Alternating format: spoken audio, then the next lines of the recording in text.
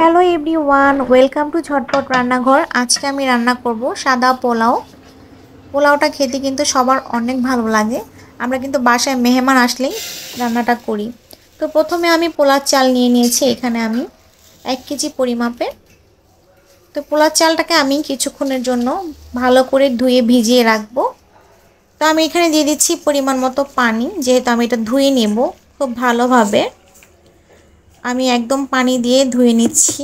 এবারে আমি একটা ছাঁকনি চালনিতে ঢেলে দিব, কিছুক্ষণ ঝরা দিয়ে রাখবো যাতে একদম সব পানি ঝরে যায় পোলার চালটা থেকে, তাহলে কিন্তু পোলাওটা অনেক ঝরঝরে হয়। তো এরপর আমি কড়াইতে দিয়ে দিলাম সাদা তেল, আমি চুলায় বসিয়ে দিলাম কড়াই। এরপর আমি দিয়ে দিলাম পেঁয়াজ কুচি। তো এখানে আমি 3-4টা পেঁয়াজ নিয়েছি, আর পাতিলাটাও একটু বড় সাইজের নিয়েছি যাতে খুব ভালো করে রান্নাটা করা যায়। এরপর আমি দিয়ে দিচ্ছি গরম মশলা। এখানে আমি দিয়ে দিচ্ছি 3টা তেজপাতা, 2টা লবঙ্গ, দারচিনি, এলাচ, এগুলো পরিমাণ মতো দিয়ে দিয়েছি। এবার আমি ভালো করে ভেজে নিচ্ছি তেলের মধ্যে যাতে ফ্লেভারটা ছড়িয়ে যায়। এই পর্যায়ে আমি দিয়ে দিলাম আদা রসুনের পেস্ট, 2 চামচ পরিমাণে একটু বাড়িয়ে দিয়ে দিচ্ছি আদা রসুনের পেস্টটা, যেহেতু পোলাওতে আর এক্সট্রা কোনো মশলা অ্যাড করা হয় না, তাই আমি আদা রসুনটা একটু বাড়িয়ে দিই, তাহলে খেতে ভালো লাগে পোলাওটা। এই পর্যায়ে আমি কিন্তু ভিজিয়ে রাখা যেই চালটা ছিল, ছড়া দিয়ে রেখেছিলাম, সেই চালটা ঢেলে দিলাম।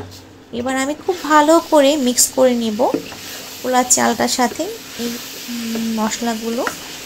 তো দেখতেই পাচ্ছেন খুব ভালো করে আমি মিক্স করে নিচ্ছি। এই পর্যায়ে কিন্তু চুলাটাকে একদম হাই হিটে রাখা যাবে না, একদম মিডিয়াম হিটে রাখতে হবে। মিডিয়াম হিট কুক করতে হবে, কারণ তলাতে কিন্তু লেগে যাওয়ার একটা পসিবিলিটি থাকে, সেই কারণে এটাকে একদম মিডিয়াম হিটে রাখতে হবে, হাই হিটে একদমই রাখা যাবে না। তো আমি খুব ভালো করে চালটাকে ভেজে নিচ্ছি। চালটাকে যদি ভালো করে ভেজে নেন তাহলে খেতে ভালো লাগে। এই পর্যায়ে আমি দিয়ে দিলাম 1 কাপ পরিমাণে দুধ, তরল দুধ। এই দুধটা দিলে পোলাওটা থেকে ভালো একটা স্মেল আসে, খেতেও মজা লাগে। তো এখানে আমি 1 কেজি চালের জন্য আমি এখানে 1.5 লিটার পরিমাণে পানি অ্যাড করেছি। আপনারা পানির পরিমাণটা একটু খেয়াল করে দিবেন, পানির পরিমাণটা খেয়াল করে না দিলে কিন্তু ঝরঝরে হবে না পোলাও। তো ঢেকে দিলাম, কিছুক্ষণ পরে আবারও ফিরে আসলাম। তো দেখতেই পাচ্ছেন এটা কিন্তু অলমোস্ট 95% হয়ে গেছে। এবার আমি একটু উলটপালট করে দিচ্ছি যাতে উপরের চালটা ভিতরে চলে যায় এবং সিদ্ধ হয়ে যায়। ভেতরেরগুলো সিদ্ধ হয়ে গেছে। এবার আমি খুব ভালো করে একটু নেড়ে নিচ্ছি, আর যেটা সবাই নেড়ে নেয় এইভাবে, সেভাবে নেড়ে নিচ্ছি, তাহলে পোলাওটা ভালো করে সিদ্ধ হয়, যে বাকি চালটা থাকে। এবার আমি ঢেকে দিলাম, কিছুক্ষণ পর আবারও চলে আসলাম। তো দেখতেই পাচ্ছেন আমার পোলাওটা কিন্তু একদম কুকড হয়ে গেছে এবং রান্নাটা কমপ্লিট হয়ে গেল। তো এইভাবে বাসায় রান্না করবেন, দেখবেন খেয়ে সবাই অনেক প্রশংসা করবে। এবারে নামিয়ে নিলাম, সার্ভ করলাম। দেখতেই পাচ্ছেন একদম ঝরঝরা হয়েছে, খেতেও কিন্তু ভীষণ ভালো লেগেছিল। আল্লাহ হাফেজ।